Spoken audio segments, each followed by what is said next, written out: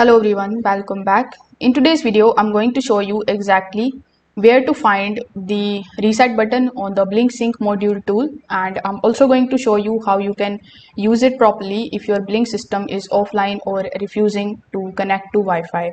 So as you can see, this is the Blink Sync module 2. So you need to grab yours and you need to take a look at the backside of the device. So the backside of the device is going to look something like this. So on the back side you are going to see the reset button. So the reset button is not on the front LEDs or near the USB ports like the older Blink modules.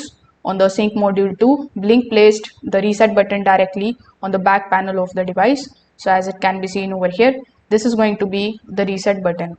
Now if you are looking for a very small recessed button, almost like a pinhole, you will usually need a paper clip or SIM eject tool in order to press it properly, because it sits slightly inside the casing.